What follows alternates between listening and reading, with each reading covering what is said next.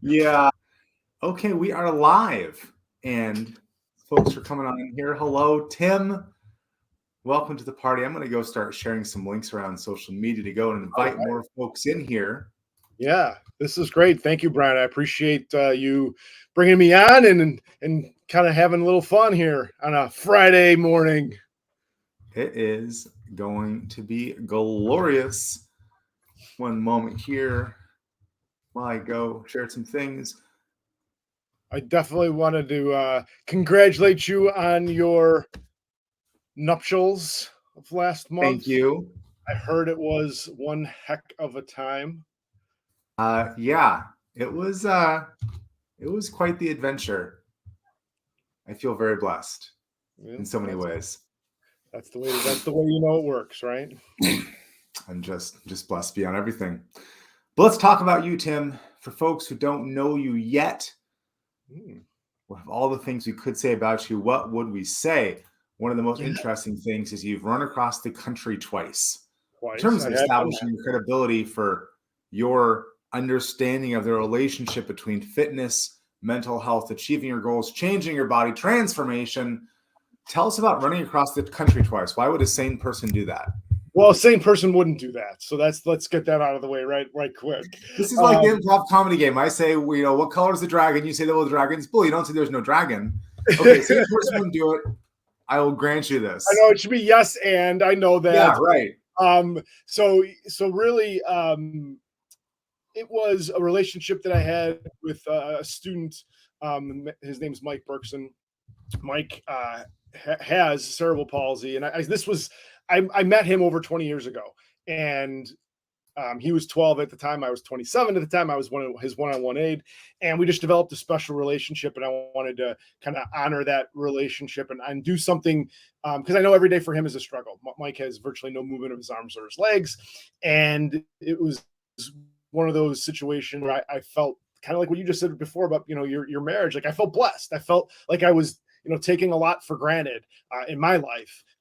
So I wanted to put myself through an ordeal, wanted to put myself through a struggle, and that was running across the country in That's a lot of Florida. running.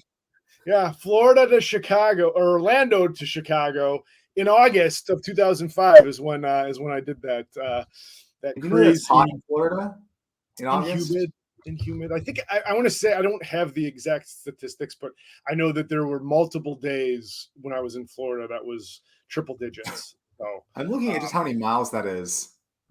it's And 1,200 now. Like we can go into a lot of different ways about that. There's a lot of there's stories within stories within stories.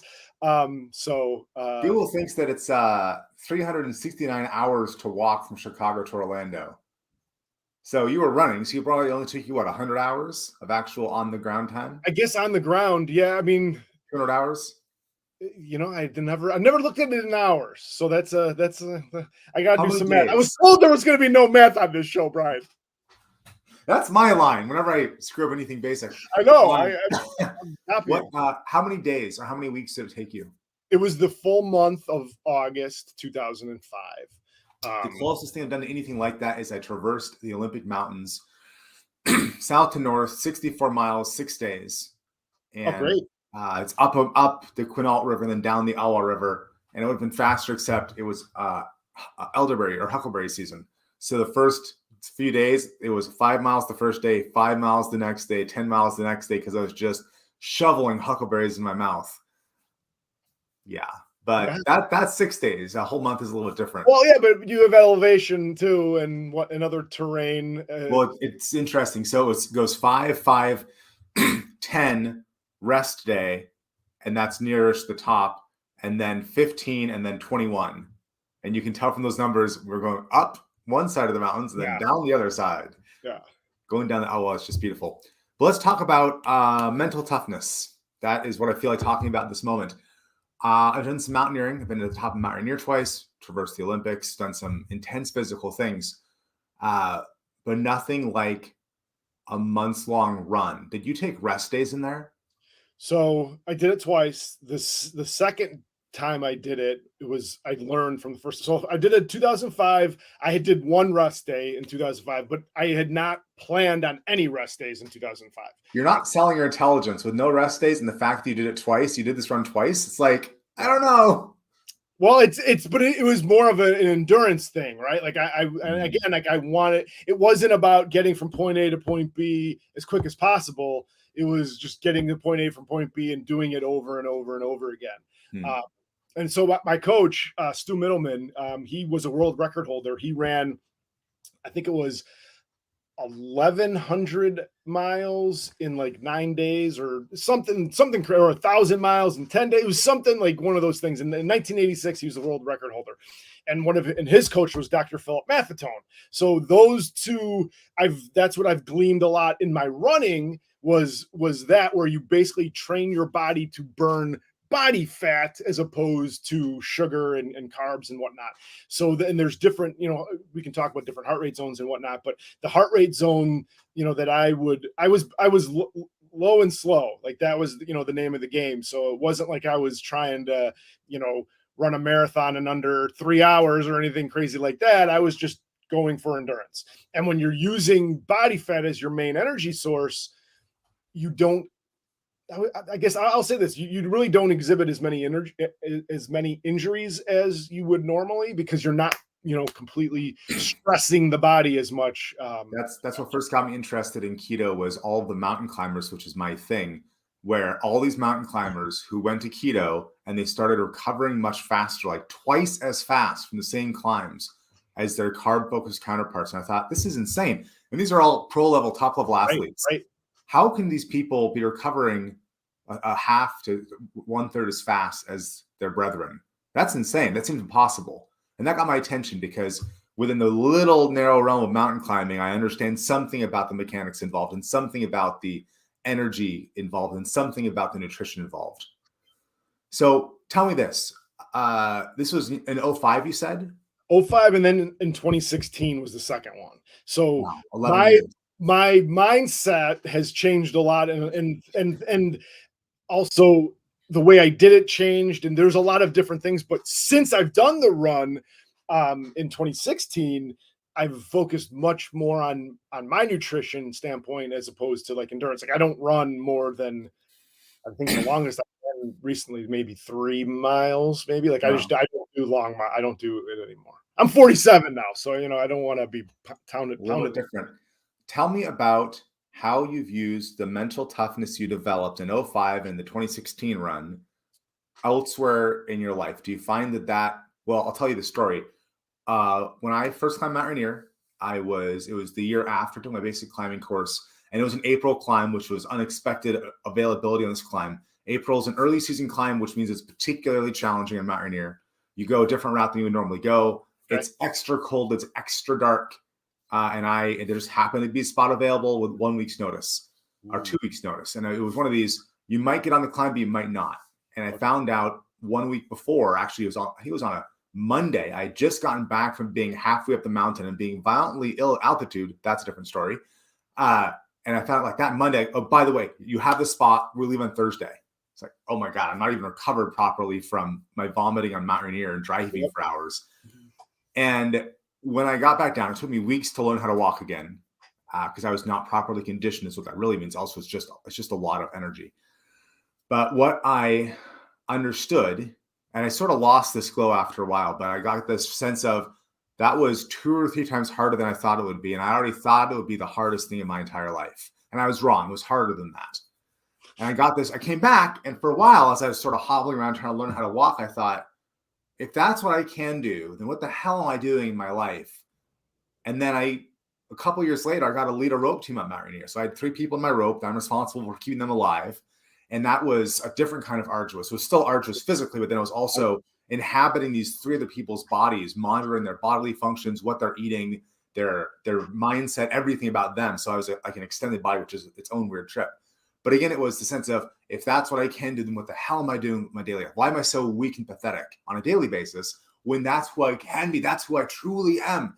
So that's where I come from when I say, how did the mental toughness you experience from running over 1,000 miles twice, how does that shown up in the rest of your life?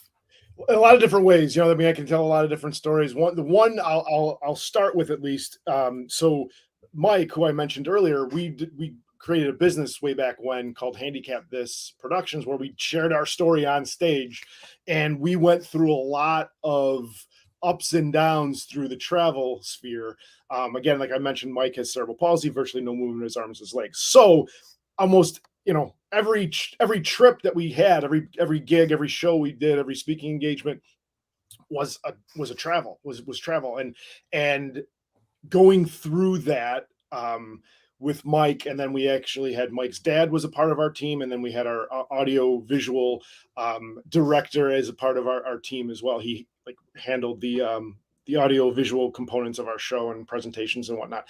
So being able to kind of orchestrate some crazy situations with 4 people, all very different, different ages, and then obviously with Mike, different physical capabilities, and being able to manage that group of people when you're driving 12 hours and you're staying in hotels, and you got to make sure that Mike is taken care of with his medications, and making sure that he's well rested, even though it's just so that definitely we did that for almost 10 years, and that was the mental toughness that I would say that I've exhibited the most in, because I was the point person.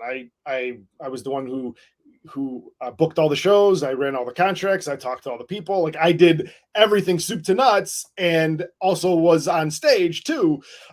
So that really took a lot of. It sounds tiring just listening to it. Like that, it's like you're on tour and also you're the band manager. Pretty much. I mean, did you have a family yet at this time? Say that again. Did you have a family yet at this time? Well, okay. So 2018 is when I had when my wife and I had our first child. Most of this was 2012 and on, 2011 on. So I was with my wife. We were at the time dating, then engaged, and we got married in 2014. So she had seen the whole trajectory. She knew what she was getting into, sort of. Yeah, sort of. And then so like all the social media posts and and all that stuff. So I mean I was doing all the emails of everything. So and then so we're on, like, it almost always happened, like we'd be finishing up a show and we'd be getting in the car and we'd be driving, and then my phone would ring, and it wouldn't have anything to do with what we just did. It was just kind of like the energy in the universe or whatever, and someone would call about another opportunity to go someplace else. So let's usually it was like a 6-month tail, like when they booked to when we did it usually, but we did it in any kind of time frame. So let's move into more the idea. So you have your mental toughness experience, you have your pushing really hard for a decade on this very arduous travel thing, and now you're out of that zone of life, and you're taking your understanding of mental toughness and the relationship of mental toughness, what you eat and how you move, and you're bringing it to other people to help them reassess and change what they're doing without having to go run 1,000 miles twice or go on tour for a decade. Exactly. Well, I want you to draw the dots here between mental toughness, what you eat, how you move, and something like where you're going in your life. What's your point? Because when it's easy, like when I climb Mount Rainier, if I want to climb this coming summer, like say June, I know what I have to do. There's books that tell me what to do. There's a plan. I know something about what to eat. I know about I need to be able to make it to Camp Muir in 4 hours with a 30-pound pack in moderate conditions where it's not raining more than a certain amount in order to know that I fit. So it's really clear when I have a very specific goal. And I imagine for you, running 1,200 miles was a similar kind of like, I have to do this and that. You had a coach who's done it before, that sort of thing. Similar. You're now taking this mental toughness thing as it relates to food and movement. Walk us through a bit of what you've discovered with all the guys you've been helping about the relationship with all these things. Yeah. Now, first, I want to say this. While I was on tour, I was not healthy. Tim says don't do that. Yeah, do not do that. Because again, we were traveling all this time, right? So I just would eat whatever was around, and so basically, this kind of ties into with what we're talking about here, is that I was overweight, obese, as a part of that, and so because I've done those things, right? Because I ran, because I've gained all this weight, and because I was able to lose the weight, I realized what was the big needle movers in actually losing the weight. And it wasn't about running, like you said, thousands of miles. It was more about what I put in my pie hole. I don't want to hear that. When I was a sword fighter, I was talking to a buddy of mine once who was an exceptionally fit guy who ran a stuntman school. And he was exceptionally fit because he literally, flew off, he taught other people how to jump off buildings while literally on fire. Oh, wow. And he said to me, something like, it wasn't you can't outrun your fork, but he said something like, or maybe I asked him, what do you think is between how much you move and what you eat? What's the balance of which of these matters more? And he said something like, what you eat matters at least half as much in terms of your overall fitness. It doesn't matter how much you're sword fighting. If you're not going to go put in the energy over here, and I didn't want to hear it. Right. And I was in my 20s and I worked out. Well, I moved a lot. I climbed mountains. I did sword fighting and I didn't want to hear it. I still don't, but at least I accept that he's true now. Like he was right, by the way. I was clueless. I moved a lot, but that's not enough, right? No. So this is kind of where it all made sense to me. In 2017, January 1st, my wife wanted for us to do Whole30 together for the month of June, or month of January. And she, this was, I had just done the run and gained a little bit more weight back than I would have liked to. And she has migraines, or she did have migraines a lot. And so she was doing it from a health standpoint, from her elimination diet, to see what kind of the foods were the triggers for her.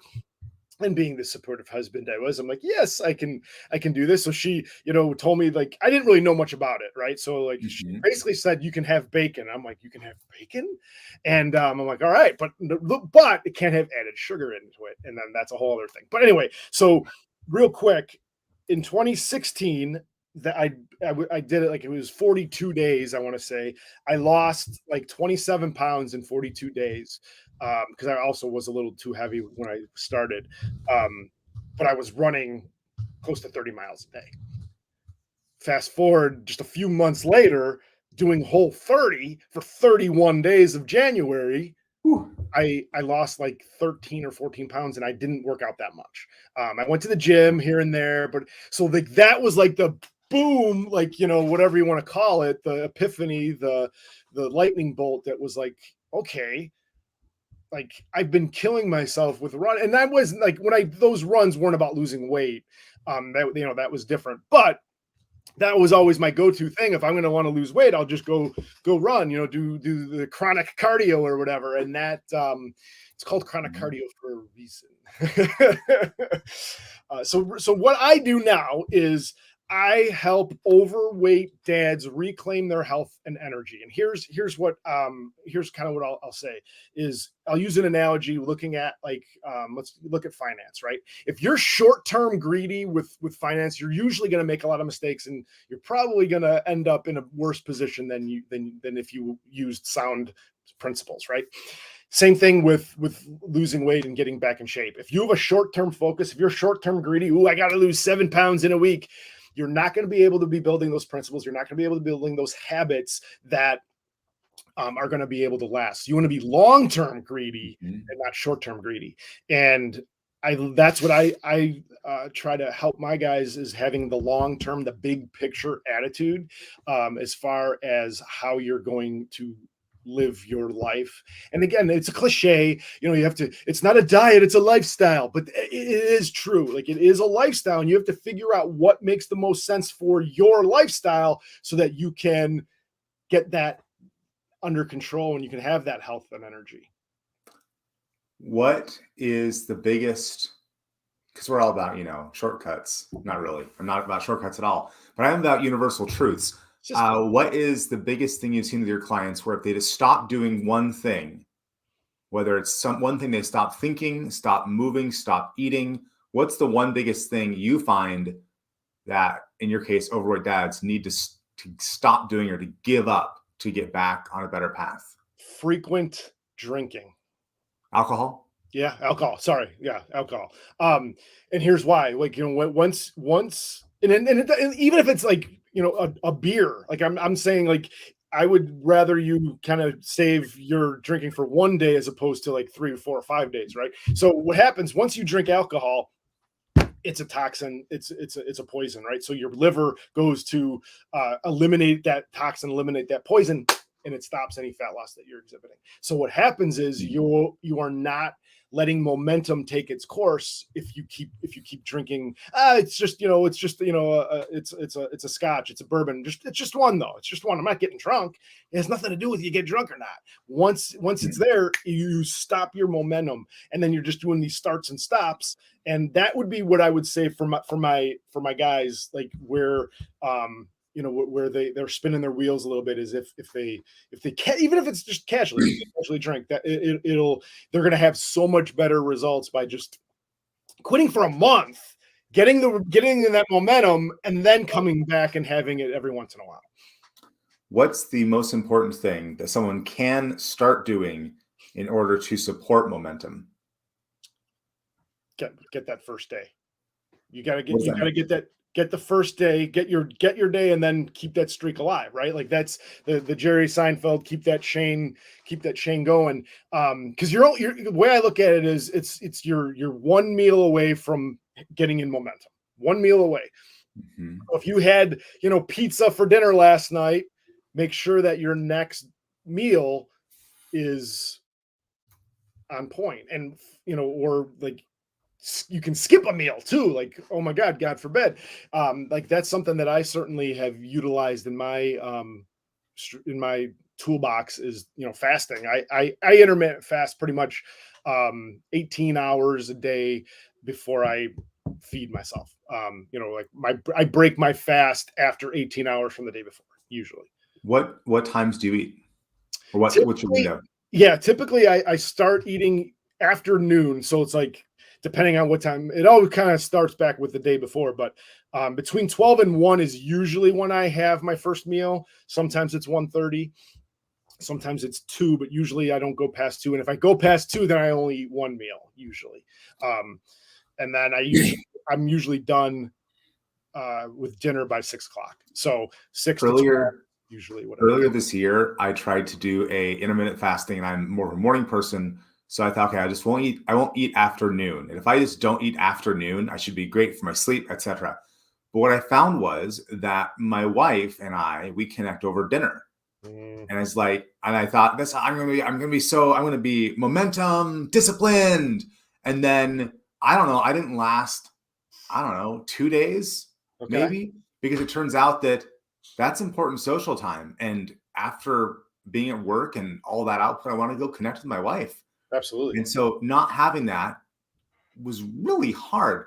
What do you advise for people when they find that their eating habits and their connection time with their spouse, like because in that case, it wasn't confident. And as you're speaking now, I think, if I was to be as disciplined as Tim, I would just stop eating afternoon, because it turns out, and stop me if you've heard this before, almost all of my poor eating decisions happen like after 6 or 7 p.m.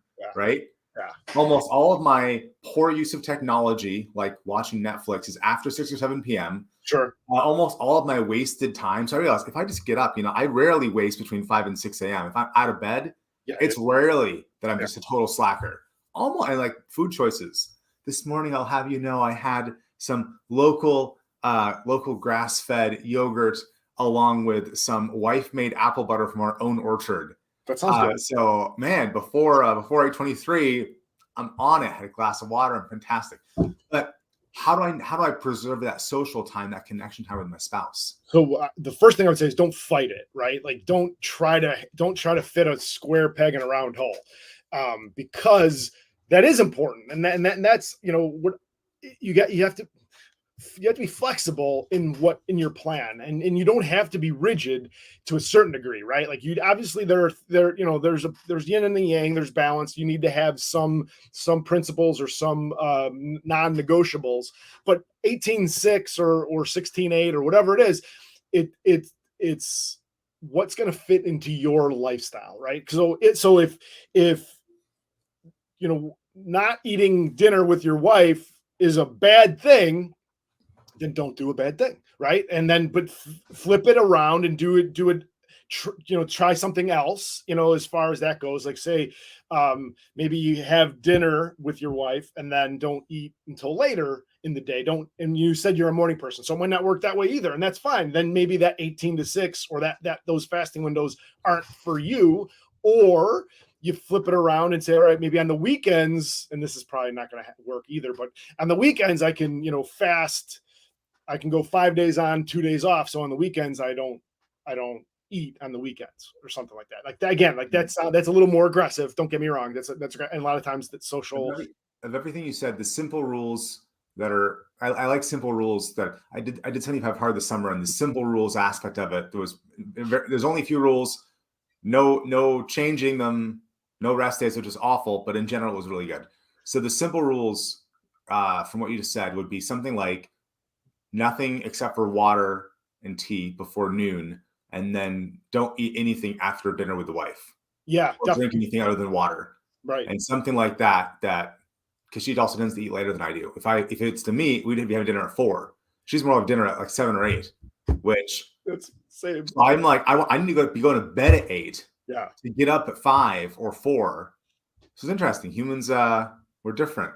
It is, well, yeah, and I've actually had that the same situation with my wife, where Sarah will like to eat a little bit later, and I like to eat a little bit earlier. The one thing that's been that's helped us is that, the kids, they typically eat earlier, so then it's kind of fit her into eating a little bit earlier, and then we go to bed early too because of the kids. So it's how it works, where sometimes we're eating dinner before 5 o'clock, and I'm like, wow. So Tim's advice is have more kids. You heard it here first, folks. Yeah, right here. Am I like do I get my senior citizen card, or does it, like, how does that work when I eat before? Comes in the mail. Comes in the mail, then it goes extra slow.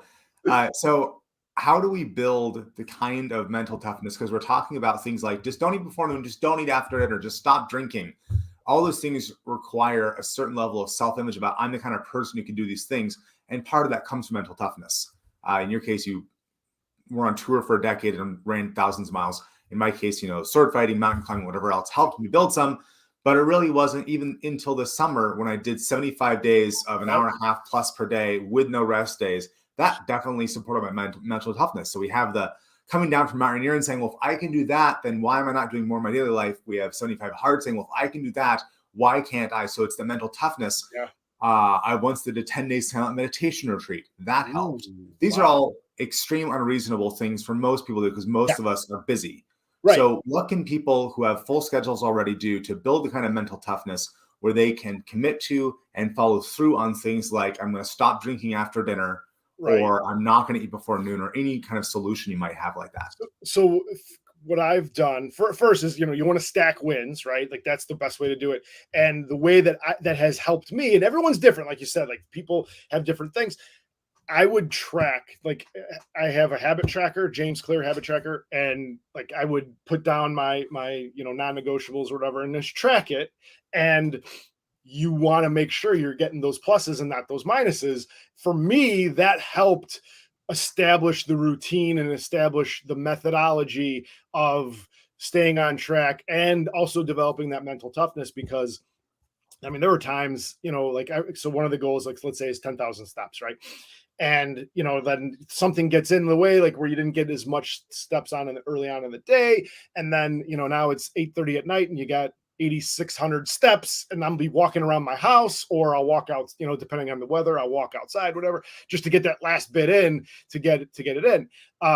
So then like when I noticed, like what happens when you track things is you start to notice routines and what, like you start to get a rhythm of your day. So then like I had a point where I was tracking water intake and steps, and I was being really aggressive where I wanted to have, it was 128 ounces of water and over 13,000 steps. Ooh. So what I did was at every 4 hours, I wrote down what I did. Like, okay, after 8 a.m., this is how much water. After 12 p.m., this is how much water and how many steps. And doing that helped me realize, okay, by 12 o'clock, if I have 9,000 steps by noon, I'm good to go for the rest of the day or whatever. So you just kind of get in that rhythm where you're not, you're not behind the 8 ball come 7, 8, 9 o'clock at night. Yeah. I just put my fitness tracker on as we were talking. So I thought, yeah, tracking steps. That in my case, It I helps. just one of these little rings here that it's whether its particular recommendation on how much you should be walking or moving each day is accurate or not. Right. And there's some downsides because it can't, if you're weightlifting, so you take your ring off, your fitness tracker off to do your weightlifting, so it can't really measure that. But in general, it's a good sense of if it tells you you should walk 10 miles and you've walked half a mile into the day, like, oh, that was a miss. That was Let me tell you a story that I'm not sure I've ever told you. Quite a few years ago now. Maybe it was only a year ago. I don't know. But I had a calendar, wall calendar. Go low tech, right? Wall calendar, and I had little sticky things, but little tiny, not the big sticky things, but little small circular stickies of different colors. And I got packed at 4 different ones. And okay, every day I'm gonna have 4 goals. And when I do the goal, I get to put the sticky in the calendar. And then I got to tell my wife, it's 1 sticker day. Well, 1 sticker day means I didn't achieve much of anything, right? 4 sticker day, if I can get a 4 sticker day even once a week. And so I thought, well, what are the 4 stickers going to be? And so green was, I think it was at least an hour spent outside in any fashion. Red was working out to the point of sweating. Yellow was 8 hours in the office. And blue was no added sugar. That's awesome. And so some of those I could win by doing the thing, and some I could only put on at the end of the day, right? No added sugar, I could only put on at the end of the day. But the other ones I could win by doing them. And it was amazing. Probably the calendar on here somewhere to look at that. I think I did it for a whole month, and then I stopped because habits are hard to keep going. But to get a look at that and just see what do I need to do? How do I need to organize things to get my 4 sticker day? And do I believe that by getting a 4 sticker day and getting multiple of them, then that will actually lead me to my overall goals? If I have, 3 or 5 yellow sticker days of being in the office, but on all those days I notice there's no green stickers and there's no red stickers. Well, I didn't get outside. I didn't work out to the point of sweating. That's not a great week. That's a very out of balance and probably not in a way that's going to lead me to even be able to work well, even though I was in the office a lot. Yep. So for you, to put you on the spot here, if you had 4 stickers, not for individual clients who actually know their individual challenges, but just for anyone who's watching this, what do you think the 4 big things would be for people that anybody could go and have those little stickers and be earning on a regular basis? Diet, sleep, exercise are 3, and then family time would be 4. Diet, sleep, exercise, family time. Let's get some metrics. Yep. So diet. What's one of the simplest things anybody can do? I mean, I definitely like what you said about the no sugar added. Like that definitely works. That's one metric. Another metric would be carbs, like saying, all right, I'm going to have less than 100 carbs in a day. And that just kind of. Then you have to measure things though. I know, right? Well, I'm a big fan. So for 75 hard, I did no added sugar, which is really easy to measure because I didn't have any added sugar for 75 days. I also like simple things like don't eat bread. That if you love toast, I love me some toast. I used to make sourdough bread. It took me 2.5 days to make. I watch it rising in the kitchen in the sunlight. I love bread. But if you say, okay, not eating bread, every day I don't eat bread, I get a sticker. Engage that inner kindergartner. So you said diet. Yes. You said, what was your second one? Sleep. Sleep. What's your simple sleep metric? 7 hours. 7 hours in bed. 7 hours. One of the things that I'm curious in your experience, because I have a little sleep tracker, I can see that I go between 70% to 95% sleep efficiency, where sometimes I'll spend 10 hours in bed, but I'll only get 7 hours of sleep. Right. Sometimes I'll spend 6 hours in bed, but I'll get 5.5 hours of sleep. What's your experience in how much of the time we spend in bed we actually spend asleep? Yeah, that's a great question.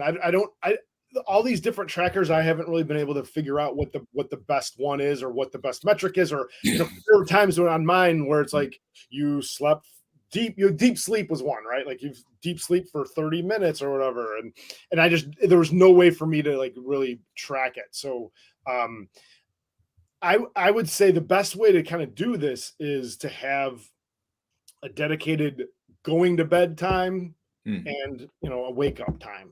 So I think being intuitive is not necessarily the best thing to do when you're tracking things, but with sleep, it's very difficult to know, well, what time did I go to sleep? Well, what time? So I would say it's more about how you feel in the morning. Like that's a lot of times with the questions I ask my guys is, whenever they say how many hours of sleep they're getting a night, I'm like, do you wake up refreshed or not? And if they don't wake up refreshed, then that's my thing, my signal, or saying that, okay, then that's probably not quality sleep. Yeah. But again, it's a little difficult to. I don't know with the Oura Ring how accurate it is in terms of how much time it's tracking, but it seems to be accurate in relationship to itself, where if it tells me I got 10 minutes of deep sleep last night, that more often correlates to me not actually feeling refreshed. If it tells me I got over an hour of deep sleep, that more often correlates to me feeling refreshed. So it's maybe not exact, and I probably can't compare it to my wife's and what her exact stuff, but for both of us, if it says we tended to get more deep sleep, and then I can compare that to, did I drink any alcohol? Did I have any sugar? Did I get outside? So I can see what changes this number, even if the number itself is not accurate. Right. So we have diet, we have sleep. What's your next one? Exercise. How much? What's a really simple exercise? And again, because with this, it's different with everyone as far as like, are you lifting weights? Are you looking for so one metric, like I liked what you said, is about sweating when you work out. That's actually a really good a good metric. But obviously that 10,000 steps is obviously the magic number, and it's not a magic number, but if you hit 10,000 steps, you're moving, right? Like they're doing the work. So I would say, getting 3 workouts in a week and getting, trying to get, I say at over 70, if you can average over 7,500 steps a day, you're moving, and then have three workouts a day. Great. Or a Family week. Family time. What's our metric there? How do you measure that? 1 hour a day of no phones. Ooh, that's an interesting one. That's the way. And now I haven't been perfect on this, so I'm not going to try to be like, oh, that is what, when I make a conscious effort, put the phone away and say, all right, this, and it doesn't have to be an hour straight. It could be 15 minutes here, half hour there. You could break it up too, but I think, your presence is ideal, is what the gift is. Would you like to hear the patented Brian Keith method to doubling how many hours you have in your day? Yes. You and your wife both don't turn on your phones for an entire day. Ooh. If you do this on a day that's not a work day, it is shocking. Wow. 4 to 6 hours get added on to the day, where the day just feels dramatically longer. It's incredible. I will try that. You're just sort of sitting around, and the really fun thing is when you notice now, pro level, put your phone in a lock, like in a safe somewhere. Yeah, if the phone's next to you, and you notice how often you're grabbing it, and you don't notice till you're looking at it, you realize, oh, it's off. Oh, right. I didn't touch that. Yeah. Well, automatically adds hours, because I'm an addict, as it turns out, to information, and apparently almost everyone, maybe the Amish aren't, but basically everyone's an addict. Yes. So it's like sugar, right? That I'm an addict to sugar. It's a That's dopamine. part of why I did 75 hard in my diet for that was no sugar. I thought, okay, if I'm an addict, if I admit that to myself, what's my best chance to change my behavior? It's probably something ridiculously drastic. Yeah. And so I did that. And do you know that most sweet things don't taste right anymore? Because 75 days is long enough to actually change your palate. Yes. Whereas thankfully I did in the summer through no fault of my own. I did it during berry season. Thank goodness. Because I ate a crap ton of local berries, which taste incredible. And now I'm eating apples. Oh, Tim, apples. That's the flip side of that then is actual fruit tastes like candy then. Oh my God. It's amazing. Yeah. But the whole palate has to change for that to work. Wonderful. Okay. So let's recap before. Diet, it was something like no sugar or no bread, or if you want to get fancy, count your carbs. For movement, it was 3 movements a week, or 3 workouts a week, or 10,000 steps a day, and 10,000 steps a day. For sleep, you said have a set sleep time and wake up time and try to get at least 7 hours a night. And for connection, you said an hour without phones per day. Yeah. For folks who want to go deeper and maybe get your personal insight into their own situation, where should people go to follow Tim as he runs the next time 1,200 miles across the country? You can follow me on Twitter at Tim Wambach. That's where I'm kind of trying to build my audience the most is on Twitter. You can send me an email, Tim at flexingfatherhood.com. And those are the two best ways to get a hold of me. I'm excited about my fall training schedule. Yeah, we'll talk about that on our next live. I'll see you then, Tim. Thanks, Brian. Appreciate you.